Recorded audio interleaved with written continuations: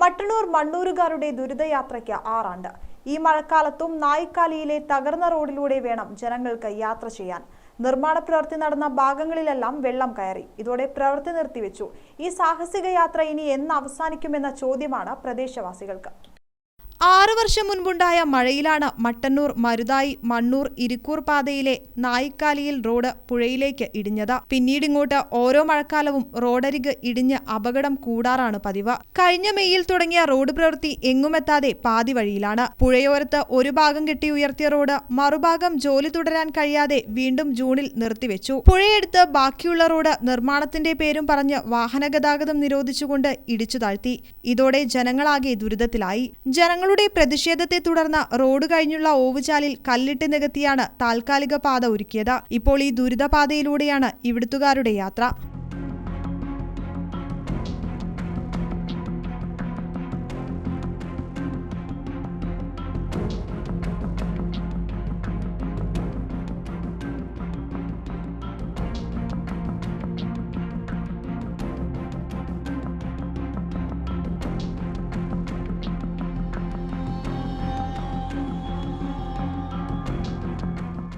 ഒന്ന് കൈവിട്ടാൽ ആളും വാഹനവും താഴെ പുഴയിൽ കിടക്കും. ഈ മഴയിൽ റോഡിടിഞ്ഞാലും അവസ്ഥ ഇതുതന്നെയാകും. നിലവിൽ നിർമ്മാണം നടക്കുന്ന ഭാഗം വെള്ളത്തിനടിയിലാണ്.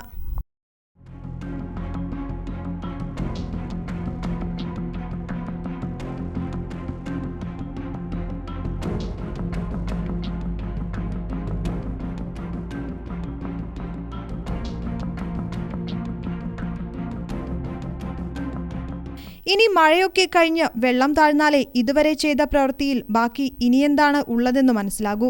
വെള്ളം താഴ്ന്നു മഴ പൂർണ്ണമായി മാറിയാലേ തുടർ പ്രവൃത്തികൾ ആരംഭിക്കാനാകൂ. ഇത്തവണയും മഴക്കാലത്ത് ഈ നാട്ടുകാർക്ക് ദുരിതയാത്ര തന്നെയാണ്. എല്ലാ മഴക്കാലത്തും ദുരന്ത നിവാരണ അതോറിറ്റി ചെയർമാൻ കൂടിയായ ജില്ലാ കളക്ടർ അപകട മുന്നറിയിപ്പെന്ന നിലയിൽ ഇതുവഴിയുള്ള വലിയ വാഹനങ്ങളുടെ യാത്ര നിരോധിച്ചുകൊണ്ടുള്ള ഉത്തരവിറക്കാറുണ്ട്.